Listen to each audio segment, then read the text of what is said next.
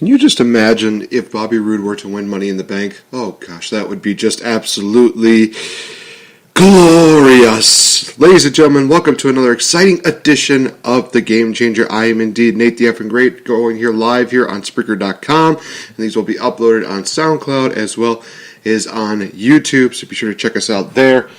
Be sure to give us a like on our Facebook fan page. Be sure to give us a follow on Twitters. Everything else in between. And honestly, guys, I cannot think of a better opening than that for Bobby Roode, because in all honesty, it's glorious, and especially due to the fact that I will indeed be in attendance for the NXT TakeOver Chicago event on June 16th, I believe it is. Let me just get my notes here quick. Oh boy. We have June 16th and also Money in the Bank on June 17th. Now, what makes this even special is the fact that it's going to be my first NXT TakeOver show. I've been to a couple of NXT shows in Green Bay, but NXT TakeOver just takes it above and beyond. And of course, it'll also be my first Money in the Bank. Not to mention the fact that I will be sharing it with a few really great wrestling fans, including Rob Fury and a first-time goer, VicTori Bell, my co-host. She will be going to a wrestling event for the first time ever on 17th. So expect us to be there and expect a couple more surprises, but I will not give too much away because I'd much rather save that for the event itself. So for this week in wrestling, we got a lot to talk about. Post-Mania Raws and SmackDowns, NXTs, as well as Impact Wrestling, and a lot of rumors and speculation as to what's going on, and even a little bit of an update as to what is happening right now for the greatest Rumble ever. And I will close off the show with talking about ACW Watercity WrestleCon, which is going to be happening next week. So guys, be sure to get your tickets, be sure to check them out, acwwisconsin.com for all the information that you need. But I'll get into that more later. First of all, let's talk about post-WrestleMania's Monday Night Raw as well as SmackDown. My God, I mean, they always find a way to just make these episodes absolutely can't miss shows. So a lot of the positives that came out there were the new arrivals that came on to the scene for Raw and for SmackDown. For Raw, they acquired Ember Moon, which was a great surprise in and of itself. They got the Authors of Pain, which is no surprise to anybody because they were definitely going to be called up very, very soon. Peyton Royce and Billie Kay, the iconic duo, made their debut on SmackDown. We saw No Way Jose make his debut on Raw. And I think that's it for all the NXT call-ups that have happened. Of course, next week will be the Superstar Shakeup, but I'll get into that a little bit later as just thoughts and speculations on who is going to possibly be drafted / shooken up, I guess. So, Raw featured quite a few interesting aspects, including Roman Reigns coming out, addressing the fact that he is going to be facing off against Brock Lesnar in a steel cage match at the greatest Rumble ever. So, here's the thing. I still am a fan of Roman Reigns, and honestly, I just hate the fact that they basically screwed him over at Royal Rumble, and I can honestly say that because of the fact that it just agitates me at the fact that they just decided, instead of going the route of Roman Reigns can actually wrestle, they just decided, oh, we're just going to have him, do Superman punches, and he's going to be doing spears, and these are the only two moves that he's good at, and somehow it just is very irritating. It's very agitating. It is just absolutely insane that they just don't give him a chance. They don't make him actually wrestle. Let him be him. Let him be Roman Reigns. Don't make him into the next John Cena. Don't make him into this next guy who's just like, oh yeah, I can do 5 moves, therefore I can win. It just made no sense. And of course, a lot of people are really kind of making it seem like the F5 is very inadequate now, just because of the fact they hit it on Roman Reigns 5 times. I don't think it really makes it weak. Does it make it look weak in some people's eyes? Of course it does. But to me, it's just one of those things where this was bad booking, this was bad decision making. It doesn't make it look weak at all. F5 is still one of the best and most vicious finishers I have ever seen. So for a guy like Brock Lesnar to still hit it, I'm still one of those people that's like, yeah, if I get hit by that once, I'm dead. I'm not like knocked out, I'm dead. So I just think that they really just don't know what they're doing when it comes to figuring out that, hey, we had a great matchup planned here, build-up was good. What is a way that we can just screw it up? Oh, I know, let's just have Brock do his suplexes and have like 7 F5s hitting the matchup. And then Roman Reigns could only do like his Superman punches and then his spears. Then he gets busted open and then he'll take a couple spears and then another F5, 1, 2, 3. It's over. It just really made no sense to me. Really looking back at it, it just, it really just puts a bad taste in my mouth. And it seems like I can't get out until probably, oh gosh, it's going to take a while. They got to do something really good in order for this to really make it, make it not a big deal. Also, that happened on Raw. There were a lot of returns that actually occurred there. We had the return of Jeff Hardy, who teamed up with Seth Rollins and Finn Balor to take on Miz and the Miz Taraj in a 6-man tag team match. It was absolutely great to see Jeff Hardy back, and it seems like he's probably going to get into the Intercontinental title picture. Miz also during the show mentioned the fact that he was going to be invoking his rematch clause against Seth Rollins for the IC title at Backlash, so we got that matchup set up for that. Another big return that took place was Samoa Joe. He came out and he addressed Roman Reigns, basically him being like this big tough guy, but he got punked out like a little pansy at WrestleMania, where Brock Lesnar just beat him to a pulp. And then he basically says, well, whatever Brock Lesnar doesn't, destroy of you at Greatest Rumble, I'll finish it at Backlash. So literally, Samoa Joe is picking up where he left off when he had that injury. That was honestly one of the coolest moments of the entire Raw deal. But also, the biggest return that took place on Raw was the return of Bobby Lashley. Of course, the music was pretty, not exactly that good.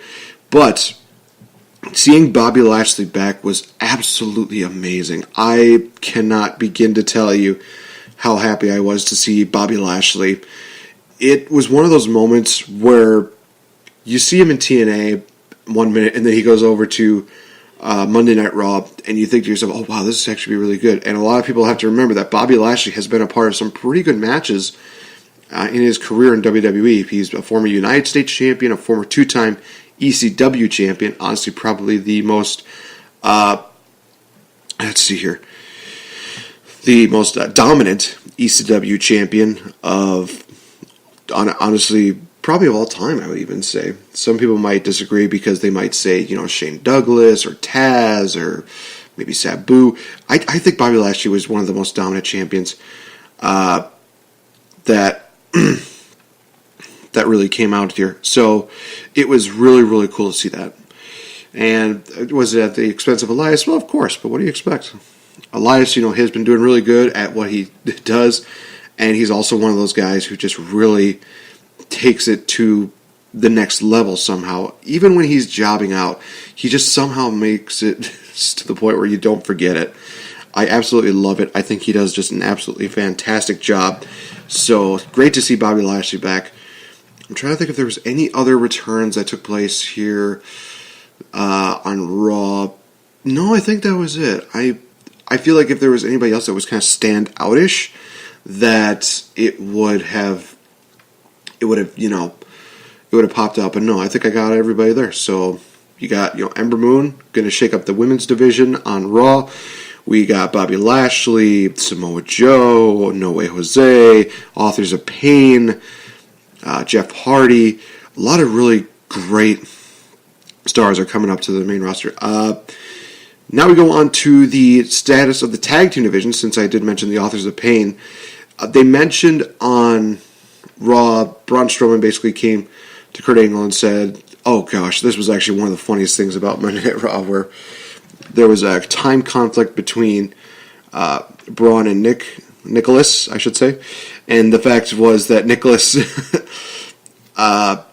could not compete because he is still in 4th grade. It was literally one of the things where it's like, okay, this was actually kind of funny. So they had to surrender the World Tag Team titles. Raw Tag Team titles, I'm sorry. I'm so used to the old deal where Raw had the World Tag Team titles and SmackDown had the WWE Tag Team titles. Yeah, but it was one of those moments where it was like, okay, so they basically just, not like, just gave it up because they could, but it was just one of those things where it's like, well, time constraint, whatever. So Braun's going to be going on to probably bigger and better things. What exactly that it will be, I don't know. That's one of those things where I'm like, what are they going to do with Braun now? So there's a tag team tournament that's going on right now. There was it was called the Tag Team Eliminator, in which the winning team of the Eliminator matches would face off against Cesaro and Sheamus at the Greatest Rumble ever. And so far, it's going to be pitted between either the Revival or Matt Hardy and Bray Wyatt. Both of them won respective matches. Revival defeated the Club in a matchup, and Matt Hardy and Bray defeated the team of Apollo Crews and Titus O'Neil, Titus Worldwide. So here's what I think they're going to do. I think that they are going to probably do this deal where they're going to have Bray Wyatt and Matt Hardy win the match. They may have Wyatt and Matt win the titles at Greatest Rumble, because I've heard a lot of rumors and speculation that they are going to slowly start putting a rift between Sheamus and Cesaro, and Cesaro's going to go off on his own and be a single star, get a push, and that Sheamus is probably going to... Well, who knows when it comes to Sheamus? They didn't really mention anything about Sheamus. Honestly, I hate to really say this. I think that Sheamus is nearing the course of his run. I know that he has had a bit of some neck issues, so there may be a chance that he's going to be having to retire early. That's going to really suck, because Sheamus has done a lot, in all honesty. He's been a former world champion, a former WWE champion, a former United States champion. He's done quite a bit. Former Royal Rumble winner. Gosh, how could I forget that? But yeah, I just don't see Sheamus, hanging around that much longer. And all due respect to him, I just think that, when it comes to neck injuries, you're on borrowed time. I mean, you can ask Edge is the best case example of that. And unfortunately, that's also going to go for this next part that kind of actually made me cry, because this was emotional for everybody. Paige announced her retirement from professional wrestling on Monday Night Raw. That was a tough pill to swallow, because Paige has done so much, and she's still so young, that just to have her, career basically ended because of a nagging neck injury, it really does suck, because a lot of people remember WrestleMania 30's Raw, in which they saw Paige come out. She beat AJ Lee for the Divas Championship in one of the best reactions. She's one of the best and most hardest-working workhorses in NXT when she was down there. And she still had some great moments on Monday Night Raw. I thought that she was honestly one of those women that was going to basically take the Raw women's division by storm. And then unfortunately she got involved with Alberto El Patron, and that ended very messily, I guess you could say, but she's better now. She's got a new movie coming out, which is honestly looking really good. And I want to also say this. There are a lot of people that have been really giving her grief and saying that, Paige with the red lips, she basically looks like she's a prostitute. And there was even these points where she was talking about her her movie. I think it was Messing with My Family, if I'm not mistaken. It looks like a really good movie, and I'm going to see it no matter what. But, the match, the whole deal is basically everybody's just, giving her a hard time, saying that she looks like a prostitute. Just stop, okay? Literally, stop. I get it. She looks a little bit bizarre with the red lipstick, but you know something? At least she's trying something new. There's a lot of people that try different things. I'm sure that so many people would be looking at Bobby Roode differently if he had like that, what is it? Well, actually, no, Bobby Roode's not the best case. Miz is the best case of this. When he first started off in WWE, he had those Vanilla Ice frost tips when he first started, and nobody really gave him that much grief about that. No, I stand corrected. I gave him grief about that because I absolutely hated that. Then Miz went on to do like this whole mohawk deal. Then he went on just to have the regular like Hollywood hair style, almost like a Brad Pitt kind of deal. Just really trying to, ham it up, I guess you could say. But it's one of those moments where you think about it and it's like, why are we giving Paige such a hard time? And honestly, I don't think that we should ever give her a hard time now, because the fact of the matter is she put a lot into the business and she gave a heartfelt speech on her retirement. It was one of those moments where I'm like, it's just, it's so rough. Like I said, I literally cried when that happened. It's hard to see Paige go, but it was kind of a bittersweet moment, and I'll explain that because we'll be going into SmackDown, which kicked off with Shane McMahon. And we saw Shane O'Mac come out. He talked about how Daniel Bryan is going to be now a competitor now instead of a general manager, so they had to name a new general manager, which was, you guessed it, Paige. Paige came out, and she looked, God help me, it's one of those few times where you see her in like a business deal, and it's just like, oh wow, she really looks really good.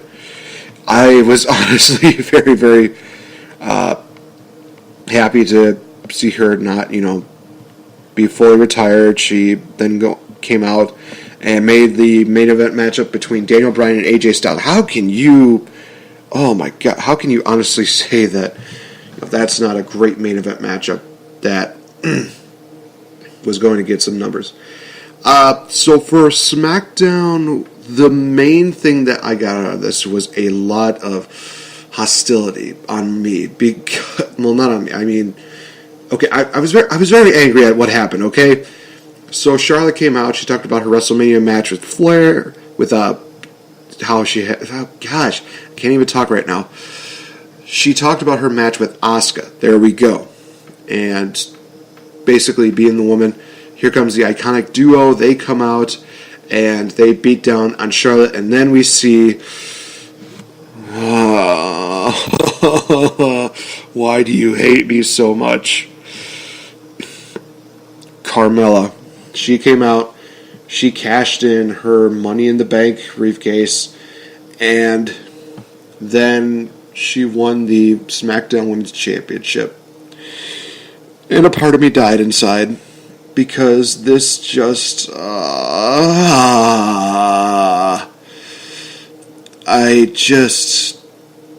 Oh, man. I want to hit myself with a steel chair until I can just forget that moment even happened. And then I'll see it happen again, and I'll just keep bashing it in. And the thing is, she definitely got a major reaction from the crowd. A lot of people were happy to see her cash it in finally, see her win the title. I don't know why.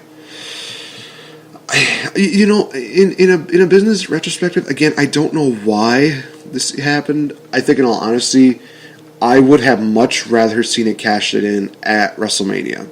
Now, here's the reason why, and this is going to sound really stupid, but at the same time, I think it would have been a really shocking moment, and also would have gotten Carmella major heat. So, Carmella is, coming out during the matchup between Asuka and Charlotte.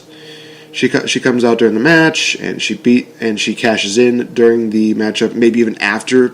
Maybe let's just say that, Asuka won the women's title. Carmella comes out. Asuka's just completely, drained. She is just absolutely just winded. Carmella comes out. She beats Asuka. She becomes the one who ends the streak. So now you have Carmella not only win the SmackDown Women's Championship, but she already has that nuclear heat. Where basically she says, I was the one who ended Asuka's streak. Because when you think about it, when Paul Heyman continues to bring up the fact that that Brock Lesnar was the conqueror, he was the one who defeated Undertaker at WrestleMania, he's the one in 21-1. Just one of those things that, really gave a lot of heat, because a lot of people did not like the fact that Undertaker's streak was broken. So you do that with Carmella, and she's already going to have heel heat, and she already has something where it's just like, yep, I won the title, I broke Asuka's streak. She can say that for like years and years to come, and she would still be one of the most over heels in quite a long time. So in my opinion, that's what should have happened. But I digress. The Usos defeated the New Day in a number one contenders tag match. So the Usos will be taking on the Bludgeon Brothers at the Greatest Rumble. We will also have... actually, the WWE title matchup has not been announced yet, but I think I can assume safely that it's going to be Shinsuke Nakamura versus AJ Styles. That's just my speculation, what I think is probably going to happen. And honestly, what they're doing with Nakamura right now, making him a heel, is absolutely genius. I think that what they did on SmackDown was very well done, where he basically just says, I'm so sorry for what I did, I'm so sorry for what I did, and Renee basically calls him out on his BS and just says, I need a better answer than that. And then Nakamura just says, sorry, I don't speak English. I'm like, are you serious? They're playing this card? Jeez Louise, that is actually funny. And honestly, this does kind of redeem the whole deal that, they did with Shinsuke Nakamura during his feud with Jinder Mahal. It just, oh man. This just made it funny, because when it came from Shinsuke Nakamura, it's just like, well, hey, I don't speak good English. So he's just basically rubbing it in everybody's face. He's just like, oh, I'm sorry, I don't understand you. And honestly, if he comes out and starts speaking Japanese, that would actually be really, really funny. Just because he just thinks, he's better than everybody, and he probably talks about, he's a better wrestler, and comes from a really great promotion that, has better wrestling, something like that. I think that would actually be really good to get him heel heat.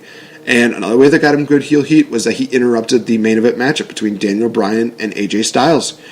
He gave a Kinshasa to AJ Styles. Obviously, the feud is still not over.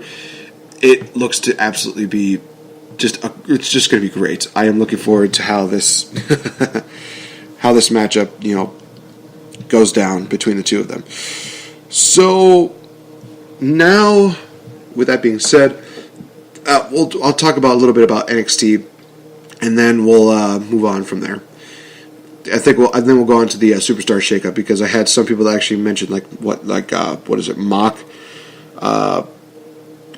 Like some of the mock people who will be going to either Raw or SmackDown for the Superstar Shakeup next week. But let's just talk about NXT a little bit, and then I'll get into that. So NXT featured Lacey Evans taking on Kairi Sane. Kairi Sane won with her beautiful elbow drop. I am hoping, for the love of all that is high and mighty, that she and Shayna Baszler are feuding for the NXT Women's Championship next, because I think that there's a lot of history that you can go off of that. The two of them were the finals for the first ever Mae Young Classic, so there's a history there.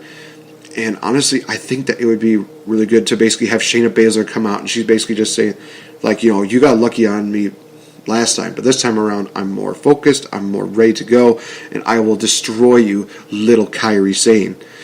I just think that would be absolutely amazing, and I think that would just be great to see. So there was that, and then there was an epic tag team matchup between I'm trying to remember here. There was Heavy Machinery against it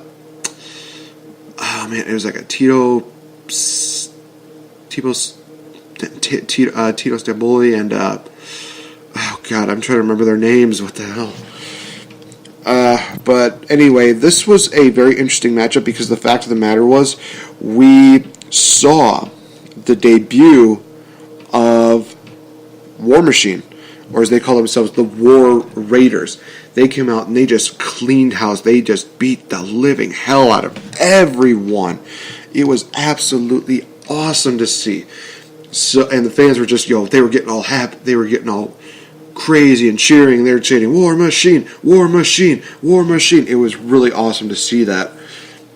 So it's going to be very interesting to see how War Machine, mixes up with the tag team division on NXT. I think they're going to be great competition for Undisputed Era.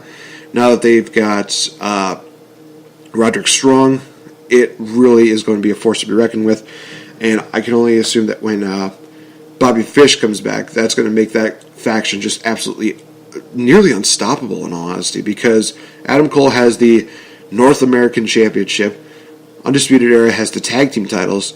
There's just a lot that they can go off of right now. So I think that they're definitely going to do a feud between Roderick Strong and Pete Dunne. Maybe Roderick Strong is the one that beats Pete Dunne to end the title run that he has. I think Pete Dunne is almost to the point of 365 days, if I'm not mistaken. He's almost been a champion for a full year.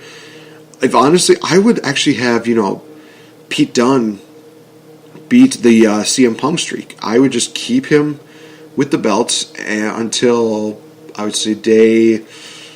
If they wanted to, maybe they can even have him beat Asuka's streak of 500 some odd days, because Pete Dunne is really good, and I think that when he gets called up to the main roster, it's going to be an absolutely phenomenal deal. Well, actually, you know what? I think just keep him where he's at right now. Keep him on NXT, and maybe bring him up every now and then for a Monday Night Raw just to see him beat up some random guy. Even just have him, come in to do a show for the UK. I think that would actually be really good. In all honesty, I would actually have the UK competitors only show up during the UK shows.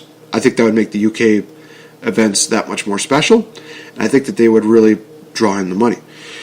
All right, so with that being said, let's talk about the Superstar Shakeup. It's going to be taking place next week. Actually, it's going to be a couple days. Jeez Louise, it's coming up pretty quick now. A lot of people remember what happened last year for the Superstar Shakeup. Some notable names that came to Raw were The Miz and Dean Ambrose. Heath Slater and Rhino got drafted to Raw. I think, if I'm not mistaken, did Sin Cara get drafted as well? I feel like he did. Or maybe it was Kalisto. I can't remember exactly. But that was when they also brought in Alexa Bliss and Mickie James, so that was really cool to see. SmackDown, of course, got Charlotte Flair. I believe they also got Tamina, if I'm not mistaken, because I think Tamina was on Raw before getting transferred to SmackDown. So they had that. I think they also got. Oh man, I'm drawing blanks. Kevin Owens, Sami Zayn. I feel like there should be something else that really stands out here, but I can't remember exactly. So there's a lot of rumors and speculations on who's going to be coming to Raw. One notable name that definitely would be coming to Raw possibly would be AJ Styles, which would definitely be one of those situations where a lot of people would be like, he's the WWE champion, now he's on Raw. This would be interesting. And then it would give more speculation to the fact that, hey, they're probably going to have AJ Styles lose the title to Nakamura on the next big show, whether that be Backlash or the Greatest Rumble ever. And it's kind of one of those things. But I'm looking at the Bleacher Report, and they actually had some very interesting ideas as to who would probably go to Raw and SmackDown. So here's what they have. They have, for the tag teams, they have the Usos to Raw, Chad Gable and Shelton Benjamin to Raw, Titus Worldwide to SmackDown, Revival to SmackDown, and the Singh Brothers to Raw, aka 205 Live. That would be actually kind of interesting, actually. For individual stars, they would have Charlotte Flair come to Raw, Naomi come to Raw, Lana come to Raw, Daniel Bryan come to Raw, Rusev to Raw, Jinder Mahal to Raw, Mojo Rawley to Raw, Bayley, Dana Brooke, Sonya Deville, Seth Rollins, Goldust, Jeff Hardy to SmackDown, Sin Cara to Raw. They would also have some NXT call-ups, including having Zelina Vega and Andrade Cien Almas to Raw, as well as the idea of SmackDown getting Sanity, which I want to actually discuss that because there was actually a report that there may be a possibility that this whole deal between Bray Wyatt and Matt Hardy could build up to a huge deal in which Bray Wyatt actually becomes the cult leader again, and he would actually be the head of Sanity, which in all honesty, I think that's a great idea. I think that would be an absolutely phenomenal idea to do, to have Bray Wyatt do this whole babyface thing with Matt Hardy. maybe they win the tag team titles on Raw. Then when they lose them, Bray Wyatt can then, of course, after being reincarnated, he basically attacks Broken Matt. Sanity comes out, they beat him down as well, and create a great deal in which you can have another great dominant faction. I honestly thought that when they had the original Wyatt family, Bray Wyatt, Luke Harper, Eric Rowan, that they would have the tag team titles as well as the WWE title. In all honesty, that's still one of the best visuals that you can have right now. And finally, they gave Eric Rowan and Luke Harper the tag team titles. It's a long time coming. So I just would love to see that visual again of just the three of them holding a title, and it would just be absolutely amazing. So as far as some predictions as who I think would probably go to Raw, I don't see Charlotte going to Raw. I think that they're going to keep her on SmackDown as a major babyface. I could see them maybe drafting Naomi to Monday Night Raw, and I could also see that also bringing the Usos to Raw as well. The Revival on SmackDown, I don't know if I could see that actually. No, I think I could see that, because then Revival would have a fresh start, and they could actually do something there and actually have a great set of tag team matches. Honestly, Bludgeon Brothers versus Revival sounds like an absolutely amazing matchup. I kind of want this now. So that would actually be really cool, actually. So I'm okay with that. Do I think that the U.S. title and the IC title are going to get switched around? I don't think so. I think that they're going to stay where they're at right now. It would be kind of a surprise if they did that. Honestly, I think that AJ Styles is very likely to come to Raw. He's accomplished everything that he has on SmackDown. So next thing to do is come to Raw and have him start building up the stars there. I would love to see, AJ Styles versus Finn Balor 2 again. I would love to see, AJ Styles versus Roman Reigns versus, Seth Rollins versus Dean Ambrose when he gets back from his injuries. Honestly, what would even be cooler than that? Honestly, AJ Styles versus Bobby Lashley. Basically, you could have two guys who are very huge in TNA battle each other, and a lot of people would really enjoy that. I personally would enjoy that the most, probably, being an Impact fan. But I think it just would be absolutely amazing to see that. But one name that actually did stand out here was indeed the name of Rusev. He has been making a lot of headlines this week. Some people are thinking that maybe he has a lot of heat backstage because of the fact that he said that the Undertaker is basically he's saying that he's past his prime. He's not at the point of being the same wrestler as he was anymore. Also, Undertaker's going to be wrestling at the Greatest Rumble ever. It seems like Undertaker's going to go for one more year, I guess. So, okay. Yeah, it's one of those things that it's really just mind-blowing that they have a gem here in Rusev. And the fact of the matter is, they don't utilize him that well. They had him win a matchup on SmackDown, which got him into a Fatal 4-Way match at WrestleMania. He was the guy who took the pin. He lost on SmackDown for the number one contendership deal for the U.S. title. He was originally supposed to face the Undertaker, and he had that tweet that basically said, bury me gently, brother." And there's another one that says, let's face it, it's Rusev Day somewhere. He's basically, he basically sounds very depressed. And Dave Meltzer basically said that this is basically a work. I don't know if I really see that, because there has been a lot of speculation that Rusev has asked for his release as well as Lana's release. In all honesty, if he gets his release, he's going to be one of the hottest free agents out there. I could see him going to Defiant, I should say.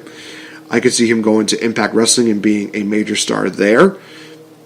I could see, honestly, one thing that a lot of people have really not seen is that they have not done a deal in which they've taken a lot of, major stars that are on the main roster and put them back to NXT just so that they can recreate their character, redevelop themselves, doing stuff like that. I think that would honestly be better for a lot of people. Dolph Ziggler was one of the best examples, having him on NXT. If they send Rusev down, then Rusev is going to absolutely just bury people with Rusev Day chants. It's just that obvious that they would do that. Oh, man, just so much still to talk about. The Greatest Rumble has like I said, the casting match with Undertaker, and Rusev got replaced by Chris Jericho. So that's one of the reasons why a lot of people are thinking, like, oh, thank you, we're not going to see Rusev get buried now, literally from the Undertaker. So it's one of those things that I'm hoping that they do something with Rusev in the future. Maybe they'll have him win Money in the Bank this year. It seems unlikely, but at the same time, I kind of want him to be Mr. Money in the Bank this year. That way, when he wins the title, it could be just a beautiful thing to just chant, it's Rusev Day because he is the champion. Hearing Aiden English sing, We Are the Champions by Queen would be absolutely amazing. I would love that. But we'll have to wait and see what happens. So, another rumor that's been going on backstage is that Vince McMahon is getting really behind Baron Corbin again. Now, obviously, a lot of people remember what happened last year. It seemed like, he was going to be the guy who cashes in the briefcase and that he wins it. But then he made a comment to a army. I think it was somebody from the army. And then he apologized for his tweet. But, of course, it was too little too late because he lost his Money in the Bank briefcase opportunity by losing to Jinder Mahal, and then he got buried by Cena at SummerSlam, which made absolutely no sense whatsoever. And then, the only major thing that he did was win the U.S. title. And that was one of those moments where I'm like, okay, they're slowly starting to build him up again. This will be great. But then they had the whole deal with him and Dolph Ziggler, where he lost the U.S. title, but didn't get a proper fair rematch for it, which made no sense. It's very irritating. It just seems like any time that they have Vince McMahon, is high on somebody, he just then has cold feet, and he's just like, I don't know, I don't think the fans are going to like it too much. Give these guys a chance. I mean, especially for back in the day when WWE didn't have, anything to do with, the internet or anything like that. They relied on the crowd reactions. And with a lot of the crowd reactions, if they were high on Stone Cold, they said, hey, let's go with Stone Cold. Let's give him a chance. If they were high on the Rock, it's like, hey, let's get a chance on the Rock. And it doesn't always have to be, just a main event, match of all the freaking time. I mean, Stone Cold Steve Austin had one of the best matches in his WrestleMania 13 match against Bret Hart. Rock had one of the best matches of all time against Hulk Hogan. It was just great. They didn't have to be in the main event, but they were featured as really big-time stars. And if you treat them like that, then more people are not going to, be disgruntled, or they're going to think about, well, maybe I should go find greener pastures, because, that'd be better. Because obviously, this person's getting more opportunities in Japan, or in the UK, or in another place, in Florida, in Impact Wrestling. It made more sense just to, back in the day, because it's like, hey, they like this, let's go with this person. Let's just do that. And when they boot it, it's like, okay, we're killing it. We're killing it. It's not working. So, with that, we'll move on to, of course, Impact Wrestling. They actually featured a Impact Wrestling versus Lucha Underground event at the WrestleCon event last week, which was absolutely amazing. I loved seeing some of the familiar faces like Killshot, The Mac, Marty the Moth. Melissa Santos did a lot of the in-ring announcing. Matanza was there. Oh my gosh. I almost forgot how massive Matanza was. Cage. And then we saw the main event matchup, which was Austin Aries versus Phoenix versus Pentagon Jr. in what was a really good matchup between all three of them. And it's actually going to be the main event for Impact's Redemption show that's coming up in 8 days, actually. Originally, it was supposed to be Alberto El Patron versus Austin Aries, but of course, Patron no-showed 2 events. I think he left the press conference, and then he no-showed 2 shows after that, and then Impact was just like, yeah, we're done. We're not hiring him anymore. Some people are speculating that he's probably going to be going back to WWE. I don't see that happening, especially when they got a huge, massive, beautiful creation in Andrade Cien Almas. Her and Zelina Vega are just the perfect match, and they really represent the Mexican heritage very proudly. So I would actually have more push towards Andrade Cien Almas than Alberto El Patron. I would keep him as far away from WWE as possible. Like, if he's in the city, go on to the next state. That's how further they should get away from each other. But Impact Wrestling actually featured some very interesting deals, including Eli Drake, who had won 2 Feast or Fire briefcases. He had his tag team briefcase, and then he won Moose's world title shot briefcase. He announced at Redemption that he was going to cash in his Feast or Fire tag team briefcase, and that it's going to be LAX taking on Eli Drake and Big Papa Pump Scott Steiner.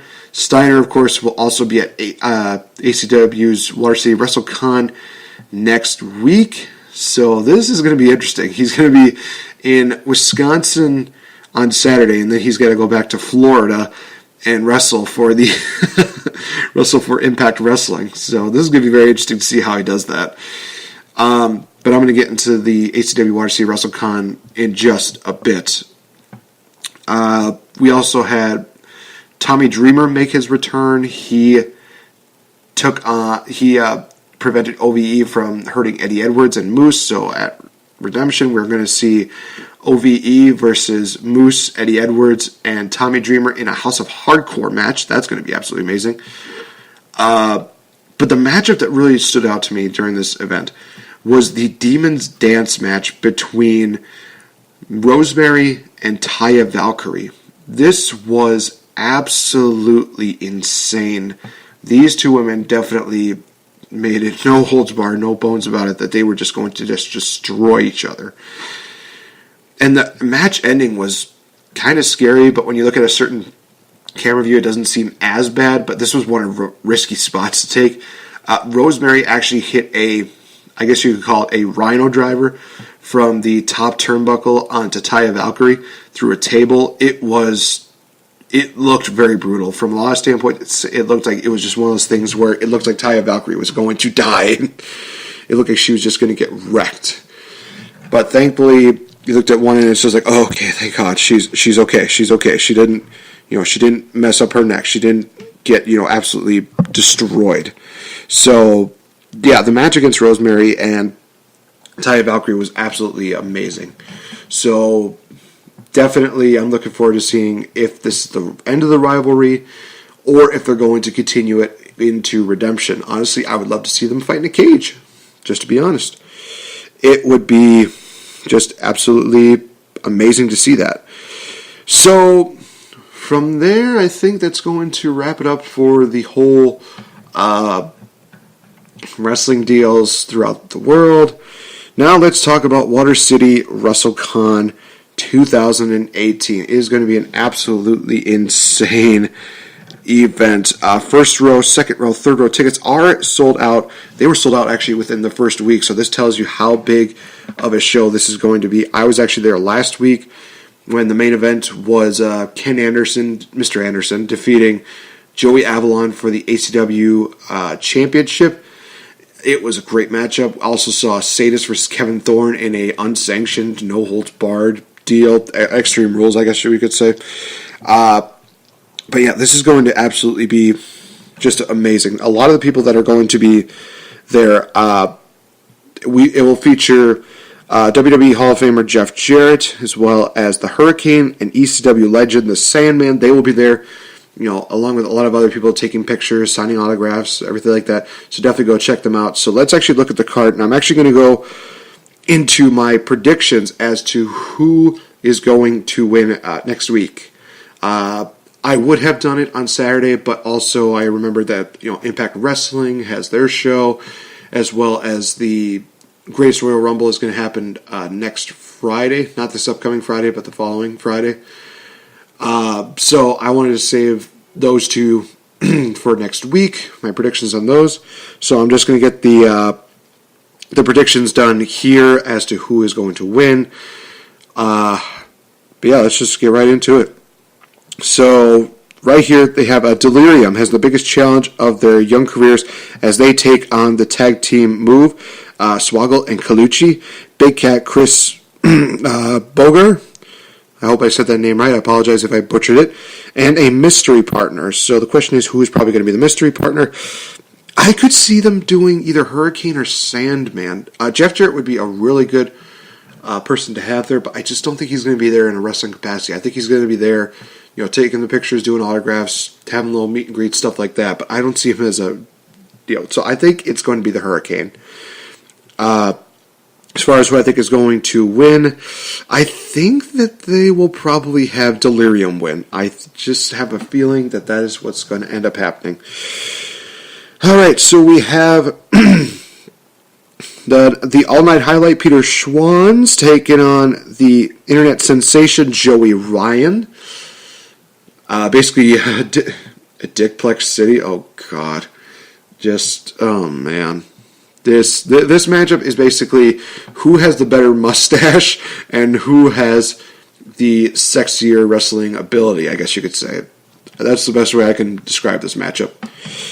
As far as who I think is going to win, I think it's going to go to Schwann's. I think that Peter Schwann's is definitely one of those guys that a lot of people can look at and I think he's just really going to, I think he's just going to really, showcase a lot of his talent. He's going to definitely be one of the highlights of the night. And I just don't see, I could see them doing the whole deal with, him and Joey Ryan, but I just think that Schwann's knows what he's doing. He knows what he's going to do it. So, next matchup we have is a 305 and a 920 collision as MVP and TW3 go one-on-one for the first time ever. There's going to be a lot of first times on here, but for good reason, because there's a lot of good stuff here. As far as who I think is going to win, oh, man. As much as I love MVP, I do not deny the credibility of TW3, so I'm going to go with Mr. TW3 himself. I just do not see him losing. I think that this is going to be the matchup that makes him, again, into that main event player. He had a great matchup against Sadist at the last show, and I think that this is just going to be building up to something bigger and better for TW3, so my man, my boy TW3, all the way, he's going to pick up the victory. Next matchup we have is Weapon Next. Logan Lynch will show off his guns as he takes on Impact Wrestling star Big Papa Pump Scott Steiner.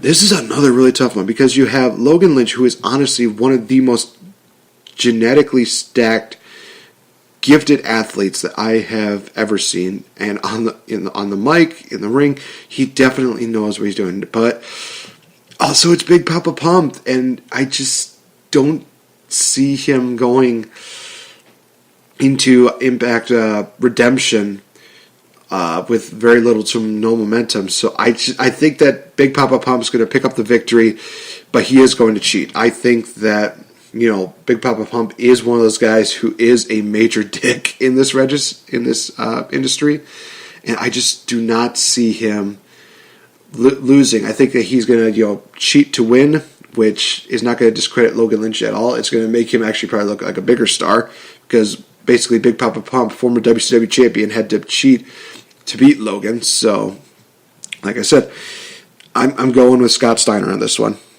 The second annual Evil Roy Slade's $5,000 Battle Royal will take place with the Giant Check. Now, last year was Big Mike, who I'm sure he's already done with his $5,000 check right now. Definitely well-deserved. As far as I think is going to win, there's nobody listed as to who is there. So I'm going to take a random stab at this, and I'm going to go with Adam Grace. I think that he is going to be... I just think that he's gonna. I think that he's gonna really shine in this one, and for him having $5,000 would look really good on his wall for a while. So, yeah, I'm going with Adam Grace, baby. We have Randy and Wild defending their ACW Tag Team Championships in a triple threat tag match, taking on Fabulous Trash, Jordy Lee and Joey Avalon, and Adam Grace and Ben McCoy. Well, I might have stand corrected. I guess Adam Grace is probably not going to be in that. I'm sticking with Adam Grace, though, because I don't think Adam Grace and McCoy are going to win this tag team matchup. I'm going to probably give the tag team victory to Jordy Lee and Joey Avalon. I just look at the two of them, and they are two of the most... Joey Avalon is one of the best heels in all of Wisconsin, in all honesty. So there's no way that I would discredit that. Jordy Lee has definitely impressed me. Their matchup that they had at a WPW... I'm trying to remember what it was. The Freedom Cup, that's right. Their matchup there really made me a Jordy Lee fan. So I think that, they're going to find a way to pick up the victory, and I think that they're just going to absolutely, they're going to absolutely cheat to win, just like Scott Steiner will. But I think that it's time to give the tag team titles to a major heel team. And I think it's just going to happen. Bottom line. We have Young Money, Colin Brooks defending the ACW Watercity Championship against Raging Dead Nathan Gus. So, yeah, I'm not gonna lie. All due respect to Mr. Gus, Young Money. Come on, man. Just there's really no betting against him. I'm going Colin Brooks. I think Colin Brooks is going to retain. If Gus wins, hey, I'm going to be happy. But I just think that. I think Brooks is still on a roll, and I think he's going to be a long-reigning champion for quite a while, just like in the main event. We have Sadist taking on former superstar Ryback for the ACW Heavyweight Championship. This was another one of those matches that I pretty much figured was going to be absolutely easy to pick. I look at the matchup itself. Ryback has always had that phrase of, feed me more, feed me more. He's going to be fed way too much when it comes down to Sadist. Sadist is basically just like a great white shark in a teardrop. He's just going to devour Ryback. So, yep, I'm going with Sadist. Sadist is going to retain. And he's going to remain undefeated at ACW Watercity WrestleCon. So with that is the full score. That is the full list for ACW Watercity WrestleCon. Let me see if there's anybody else. There's a lot of sponsors on there. I wish I could name them all, but I'm not going to be able to. But ACW Watercity WrestleCon will take place, guys, next week, Saturday, at the Menominee Nation Arena in Oshkosh, Wisconsin. There are still tickets available, you guys. They are $20 a pop. And there is a meet and greet at 4:30. So they will open the doors at 4:30. There will be a meet and greet to meet all the stars. Just get in there, go meet your people, and just enjoy the event. It is going to be absolutely amazing. It's going to be absolutely insane. Unfortunately, I will not be able to attend, but a couple friends over at the Elite Ringside Network, Chris Lockman and AJ Jensen, I know for a fact, are going to be there, as well as Goldust Jr., Mr. Nick. He will be there. And of course, how could I possibly forget my favorite referee, Mr. TJ. Hopefully you enjoyed those Subway cards, man. Definitely appreciate everything that you've done. So thank you guys so much for joining me here on this edition of The Game Changer. This has been Week of Wrestling. Be sure to tune in on Monday, where I will have a Monday review, in which I will be reviewing 4 movies and a TV series. Well, it's a Netflix series, but same thing. Anyway, with that being said, I am going to head out, and I'm probably going to crash for a while before I go into work. So thank you guys so much for joining me here. Be sure to enjoy the next week, and for us here in Wisconsin, be sure to drive safely out there on the roads, because they're a little bit hazardous right now. And I leave you, folks, with the winner and new SmackDown Live Women's Champion, Carmella. Oh, God, I'm going to cry. God help me. FABULOU.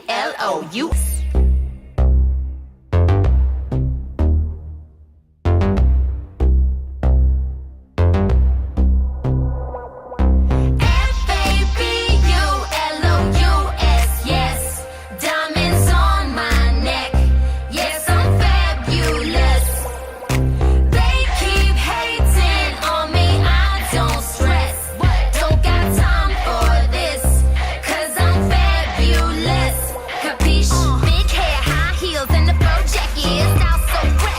wishing you could check it. Ain't nobody else got money like this. Diamonds on my neck and a new liver print. Fresh mani petty and designer brands. Got a necklace so big I can hardly stand. Everybody knows that I'm fabulous and I'm the baddest chick around. Try to step to this. Come on. Fabulous, yes. Yes. Diamonds on my neck. Yes, I'm fabulous. Fabulous, what's up? They keep hating on me, I don't stress. Don't got time for this, cause I'm fabulous. Capiche? Princess status, let the whole world know it. Diamonds so bright, you think that they be glowing. Ain't nobody hotter than this chick right here. Ice so cold, make them haters go burn. If I were you, I would be jealous too. The queen with the crown, making them fearless rule. Everybody knows that I'm fabulous and I'm the baddest chick around. Try to step to this. Come on. Fabulous, yes. Diamonds on my neck. Yes, I'm fabulous. Fabulous, what's up? They keep hating on me, I don't stress. Don't got time for this, cause I'm fabulous. Capiche?